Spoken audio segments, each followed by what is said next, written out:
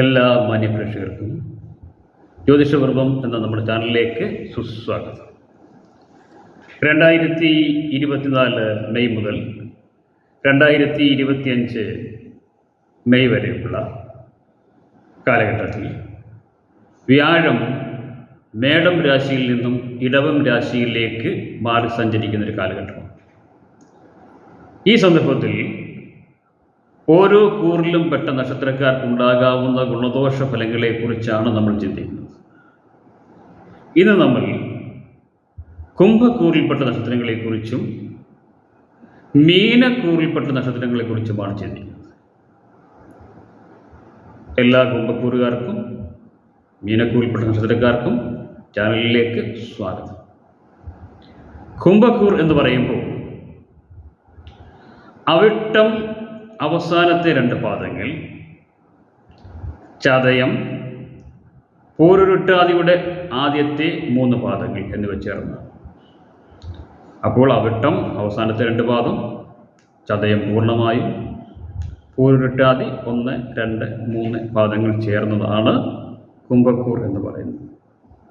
കുംഭക്കൂറുകാരെ സംബന്ധിച്ചിടത്തോളം ജന്മശനിയുടെ ഒരു കാലഘട്ടത്തിലൂടെയാണ് കടന്നുപോയിക്കൊണ്ടിരുന്നത്. ഇപ്പോഴും കടന്നു പോകുന്നത് ജന്മശനിയിലൂടെയാണ്.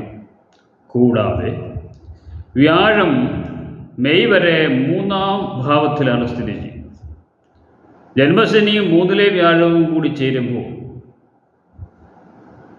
ഒരു മനുഷ്യനെ സംബന്ധിച്ചിടത്തോളം ഏറ്റവും മോശമായ ഒരു കാലഘട്ടമാണെന്ന് പറയാവുന്നതാണ്.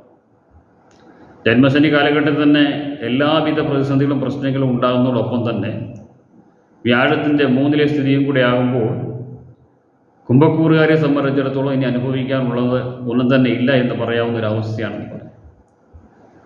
പലതരത്തിലുള്ള പ്രതിസന്ധികൾ, രോഗം, ശത്രുപീഡ, കുടുംബത്തിൽ കർമ്മരംഗത്ത് ഉണ്ടാകാവുന്ന പ്രശ്നങ്ങൾ, സാമ്പത്തികമായ ക്ലേശങ്ങൾ, മാനസികമായ പ്രശ്നങ്ങൾ എന്നിങ്ങനെ എല്ലാവിധത്തിലുള്ള പ്രശ്നങ്ങളിലൂടെയുമായിരിക്കും കുംഭക്കൂറിൽപ്പെട്ട ഒട്ടുമുക്കാൽ പേരും സഞ്ചരിച്ചുകൊണ്ടിരിക്കുന്നത്.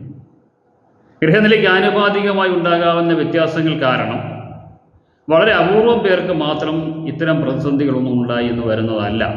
എന്നിരുന്നാലും ഏറെക്കുറെ എല്ലാവർക്കും ഇത്തരം പ്രതിസന്ധികളിലൂടെയാണ് കടന്നു പോകുന്നതായി കാണപ്പെടുന്നത്. അത് ചാരഫലത്തിൻ്റെ ഒരു പ്രത്യേകത കൊണ്ട് തന്നെയാണ്.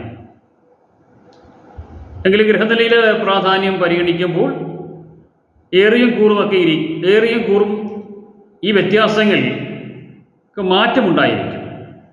ചിലർക്ക് വളരെയേറെ പ്രതിസന്ധികൾ ഉണ്ടാകുമെങ്കിൽ മറ്റു ചിലർക്ക് അത്രത്തോളം ഉണ്ടാകുന്നതല്ല എന്നൊരു വ്യതിയാനം വരുന്നതായിരിക്കും. എങ്കിലും പൊതുവെ പറയുമ്പോൾ കഴിഞ്ഞ ഒരു വർഷക്കാലമായി കുംഭക്കൂറുകാർ അനുഭവിക്കാത്തതായിട്ട് യാതൊന്നും തന്നെ ഇല്ല എന്ന് പറയാം. അത്തരമൊരു സന്ദർഭത്തിലാണ് വ്യാഴത്തിൻ്റെ മെയ് മാസം മുതലൊരു മാറ്റം ഉണ്ടാകുന്നത്. കൊടുംവേനലിൽ ലഭിക്കുന്ന മഴ പോലെ വളരെ ഗുണകരമായ ചില ഫലങ്ങൾ ഈ കാലഘട്ടത്തിൽ കുംഭക്കൂറുകാർക്ക് ഉണ്ടാകുന്നതാണ്. പൂർണ്ണമായും ദോഷഫലങ്ങൾ മാറുന്നതാണെന്ന് പറയുന്നില്ല. എങ്കിലും ഗുണദോഷ സമ്മിശ്രമായ ഒരു വർഷത്തിലൂടെ കുംഭക്കൂറുകാർക്ക് കടന്നു പോകാൻ സാധിക്കുന്നതായിരിക്കും. അപ്രതീക്ഷിതമായ സാമ്പത്തിക നേട്ടങ്ങളൊക്കെ ഈ വർഷം വന്നു ചേരുന്നതായിരിക്കും. അതുപോലെ തന്നെ രോഗം, ശത്രുപീഡ, ദുരിതങ്ങൾ ഇവയ്ക്കൊക്കെ ചെറിയ രീതിയിലെങ്കിലും ഒരു മാറ്റം സംഭവിക്കുന്നതുമായിരിക്കും. കുടുംബത്തിലെ ചില പ്രശ്നങ്ങളും പ്രതിസന്ധികളും ഒക്കെ ഒരു വിധത്തിലൊക്കെ പരിഹരിക്കാൻ പറ്റുന്ന ഒരു കാലഘട്ടത്തിലൂടെ ആയിരിക്കും വ്യാഴമാറ്റം മൂലം ഉണ്ടാകാവുന്ന ചില ഗുണാനുഭവങ്ങൾ എന്ന് പറയാവുന്നതാണ്. ഇതിൽ കഴിഞ്ഞ കാലങ്ങളിൽ അനുഭവിച്ചുകൊണ്ടിരുന്ന ഒരുപാട് പ്രശ്നങ്ങൾക്കും പ്രതിസന്ധികൾക്കും ഒക്കെ ഈ വർഷം മാറ്റം സംഭവിക്കുന്നതായിരിക്കും എന്ന് മാത്രമല്ല, വരും വർഷം വ്യാഴം 5-ലേക്ക് മാറി സഞ്ചരിക്കുന്നുണ്ട്. 2025 മെയ്ക്ക് ശേഷം വ്യാഴം 5-ലേക്ക് മാറി സംഭവിക്കുന്നതുകൊണ്ട് ദീർഘകാലാടിസ്ഥാനത്തിൽ തുടങ്ങാൻ പദ്ധതികളൊക്കെ ഇട്ടിട്ടുള്ളവർക്ക് അതിന് പറ്റിയൊരു കാലഘട്ടമാണ് മെയ്ക്ക് ശേഷം എന്ന് പറയാവുന്നതാണ്. എന്നിരുന്നാലും ഗുണദോഷ സമ്മിശ്രമായ ഫലങ്ങളായിരിക്കും എന്ന കാര്യം പ്രത്യേകം ശ്രദ്ധിക്കേണ്ടതാണ്. ജന്മശനി ആയതുകൊണ്ട് തന്നെ ശനീശ്വര പ്രീതികരമായ കർമ്മങ്ങൾ നിർബന്ധമായി അനുഷ്ഠിക്കേണ്ടതാണ്. അങ്ങനെ ശനീശ്വര പ്രീതി വരുത്തി മുമ്പോട്ട് പോവുകയാണെങ്കിൽ ഗുണാനുഭവങ്ങൾ കുറേയൊക്കെ മെച്ചപ്പെടുകയും ചെയ്യുന്നതായിരിക്കും. ഒപ്പം വ്യാഴമാറ്റം കൂടിയാകുമ്പോൾ ഗുണദോഷ സമ്മിശ്രമെങ്കിലും ഗുണാധിക്യമുള്ളൊരു വർഷമാക്കി മാറ്റാൻ കഴിയുന്നതായിരിക്കും. വിദ്യാർത്ഥികളെ സംബന്ധിച്ചിടത്തോളം ഉന്നത പഠനത്തിനും ഉപരിപഠനത്തിനുമൊക്കെ പോകുന്നവർ അവരുടെ ഗ്രഹനില കൂടി പരിശോധിച്ചതിന് ശേഷം പോകുന്നതായിരിക്കും ഏറ്റവും ഉചിതമായിട്ടുള്ളതെന്ന കാര്യം ശ്രദ്ധിക്കുക. അതുപോലെ വിദേശയാത്രയ്ക്ക് ആഗ്രഹിക്കുന്നവർ വളരെ ശ്രദ്ധിച്ചു വേണം ഇത്തരം കാര്യങ്ങളൊക്കെ ചെയ്യേണ്ടത്. എങ്കിലും മുടങ്ങിക്കിടന്നിരുന്ന വിദേശയാത്രകളൊക്കെ ഈ വർഷം മെയ്ക്ക് ശേഷം അനുഭവയോഗ്യമാകുന്നതായിരിക്കും. അതുപോലെ ഉദ്യോഗാർത്ഥികളെ സംബന്ധിച്ചിടത്തോളം കുറച്ച് അനുകൂലമായൊരു കാലഘട്ടത്തിലൂടെയാണ് കടന്നു പോകാൻ പോകുന്നത്. PSCയിലും UPSCയിലും ഒക്കെ ജോലി ലഭിക്കാൻ കഴിയുന്നൊരു കാലഘട്ടമാണ് വരാൻ പോകുന്നത്. അതുപോലെ തന്നെ പരീക്ഷകൾക്ക് തയ്യാറാകുന്ന വിദ്യാർത്ഥികളെ കഠിനമായി പരിശ്രമിച്ചാൽ ഉയർന്ന റിസൾട്ടൊക്കെ ഉണ്ടാക്കിയെടുക്കാൻ കഴിയുന്നതായിരിക്കും. ഉദ്യോഗസ്ഥന്മാർക്കും കലാകാരന്മാർക്കും കർഷകർക്കും അതുപോലെ ജീവിതത്തിൻ്റെ നാനാതുറകളിൽ പ്രവർത്തിക്കുന്നവർക്കുമൊക്കെ ഒരുവിധം ഗുണകരമായ ഫലങ്ങൾക്ക് നിദാനമായി തീരുന്ന ഒരു വർഷമായിരിക്കും എന്ന് പറയാം. എങ്കിലും പൂർണ്ണമായ ഗുണം ലഭിക്കുമെന്ന് പറയാൻ കഴിയുകയില്ല, കാരണം ജന്മശനിയുടെ ഒരു കാലഘട്ടമായതുകൊണ്ട് തന്നെ. എന്നിരുന്നാലും കഴിഞ്ഞ കുറേ കാലങ്ങളിൽ അനുഭവിച്ചുകൊണ്ടിരുന്ന കഷ്ടനഷ്ടങ്ങളൊക്കെ മാറി കുറച്ചേറെ നേട്ടങ്ങളും അതിൻ്റെ ഫലമായിട്ട് കുറച്ച് ഗുണകരമായ ഫലങ്ങളും മാനസികമായ ക്ലേശങ്ങൾക്കൊരു മാറ്റവും സാമ്പത്തികമായ നേട്ടങ്ങളും ഒക്കെ ഉണ്ടാകുന്നതായിരിക്കും. ഒപ്പം വൈഷ്ണവ പ്രീതികരമായ കർമ്മങ്ങൾ കൂടി നടത്തി മുമ്പോട്ട് പോകാൻ ശ്രദ്ധിക്കേണ്ടതാണ്. ഓരോരുത്തരും അവരവരുടെ വിശ്വാസ പ്രമാണങ്ങളിൽ അധിഷ്ഠിതമായ കർമ്മങ്ങളൊക്കെ ചെയ്ത് മുമ്പോട്ട് പോവുകയാണ് എങ്കിൽ ഈ വർഷം കുറേയൊക്കെ മെച്ചപ്പെട്ടൊരു വർഷമാക്കി തീർക്കാൻ കഴിയുന്നതായിരിക്കും. അപ്പോൾ എല്ലാ കുംഭക്കൂറുകാർക്കും ഗുണകരമായ ഒരു വർഷം ഉണ്ടാകട്ടെ എന്ന് പ്രാർത്ഥിക്കുന്നു. ഇനി നമുക്ക് മീനക്കൂറുകാരുടെ ഈ വർഷത്തെ ഫലങ്ങളെക്കുറിച്ച് ചിന്തിക്കാം. മീനക്കൂറുകാരെ സംബന്ധിച്ചിടത്തോളം ഇപ്പോൾ ഗുണകരമായ ഒരു സമയത്തിലൂടെയാണ് കടന്നു പോയിക്കൊണ്ടിരിക്കുന്നത്. മെയ് വരെ വ്യാഴം 2ാം ഭാവത്തിലാണ് സ്ഥിതി ചെയ്യുന്നത്. 2ാം ഭാവം എന്ന് പറയുമ്പോൾ ധനപരമായ ഉയർച്ചയെ സൂചിപ്പിക്കുന്ന ഒരു ഭാവമാണ്. നേരെ മറിച്ച് ഇടവത്തിലേക്ക് വ്യാഴം മാറുമ്പോൾ അത് 3ാം ഭാവത്തിലേക്കുള്ള മാറ്റമാണ്.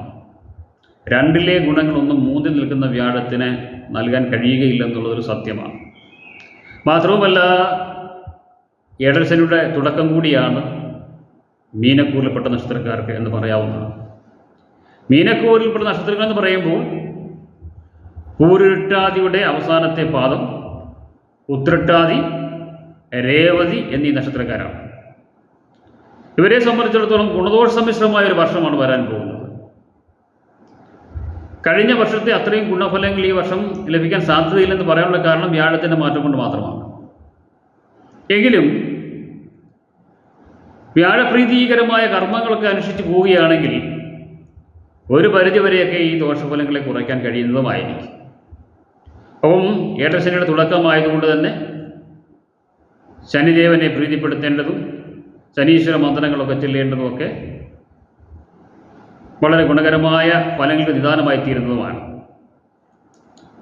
എങ്കിലും വിദ്യാർത്ഥികൾക്ക് ഉയർന്ന പഠനത്തിനും ഉയർന്ന മാർക്ക് വാങ്ങുന്നതിനൊക്കെ കഴിയുന്നൊരു കാലഘട്ടമാണ്. മെയ് വരെ വളരെ അനുകൂലമായൊരു കാലഘട്ടമാണ്. അതുപോലെ തന്നെ ഉദ്യോഗാർത്ഥികൾക്ക് കഠിനമായ പരിശ്രമത്തിൻ്റെ ഫലമായി ജോലിയൊക്കെ ലഭിക്കുന്നതായിരിക്കും. കർമ്മമേഖലയിൽ ഉദ്യോഗസ്ഥർക്കൊക്കെ പലതരത്തിലുള്ള പ്രശ്നങ്ങളൊക്കെ ഈ മെയ്ക്ക് ശേഷം വന്ന് ഭവിക്കാവുന്നതാണ്. അത്തരം കാര്യങ്ങളിൽ വളരെ ശ്രദ്ധിക്കേണ്ടതാണ്. അതുപോലെ തന്നെ വാക്കുകളിലൊക്കെ മിതത്വം പാലിക്കുന്നത് അത്യാവശ്യമാണ്. ഉദ്യോഗസ്ഥലത്തും കുടുംബത്തിലുമൊക്കെ ശത്രുക്കളൊക്കെ വന്ന് ഭവിക്കാനുള്ള സാധ്യത കൂടുതലായതുകൊണ്ട് തന്നെ വാക്കുകളിൽ മിതത്വം പാലിച്ചും ആത്മനിയന്ത്രണം പാലിച്ചുമൊക്കെ മുമ്പോട്ട് പോകുന്നത് ഈ വർഷം ഗുണം ചെയ്യുന്നതായിരിക്കും. കലാകാരന്മാരൊക്കെ കഴിഞ്ഞ വർഷത്തെ അത്ര ഗുണകരമായ ഫലങ്ങൾക്ക് കാരണമാകുകയില്ല ഈ വർഷം എന്നുള്ളത് കൊണ്ട് തന്നെ വിഷ്ണുവിനെ ശരണം പ്രാപിക്കുന്നത് വളരെ ഗുണം ചെയ്യുന്നതായിരിക്കും. ഒപ്പം ശനീശ്വര മന്ത്രങ്ങളൊക്കെ ചൊല്ലിപ്പോകുന്നത് കൊണ്ട് ദോഷഫലങ്ങൾ കുറയ്ക്കാൻ കഴിയുന്നതുമായിരിക്കും.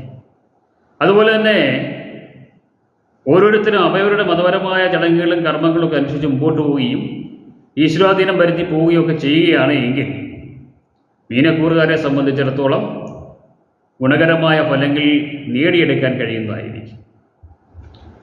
അപ്പോൾ ഇത്തരം കാര്യങ്ങളൊക്കെ ശ്രദ്ധിച്ചും ഗ്രഹനിലയൊക്കെ പരിശോധിച്ച് വേണ്ട കാര്യങ്ങളൊക്കെ ചെയ്ത് മുമ്പോട്ട് പോവുകയാണെങ്കിൽ വ്യാഴമാറ്റം മൂലം ഉണ്ടാകാവുന്ന ദോഷഫലങ്ങളെ ഒരു പരിധിവരെ കുറച്ച് ഗുണാധിക്യമുള്ളൊരു വർഷമാക്കി തീർക്കാൻ കഴിയുന്നതായിരിക്കും. അപ്പോൾ എല്ലാ മീനക്കൂറിൽപ്പെട്ടവർക്കും ഈ പറഞ്ഞ എല്ലാ സൗഭാഗ്യങ്ങളും ഉണ്ടാകട്ടെ എന്നും വ്യാഴത്തിൻ്റെ ദോഷവശങ്ങളൊക്കെ കുറഞ്ഞ് ഗുണകരമായ ഫലങ്ങൾ ഉണ്ടാകട്ടെ എന്നും പ്രാർത്ഥിച്ചുകൊണ്ട് മറ്റൊരു വിഷയമായി കാണും വരെ ഏവർക്കും നന്ദി, നമസ്കാരം.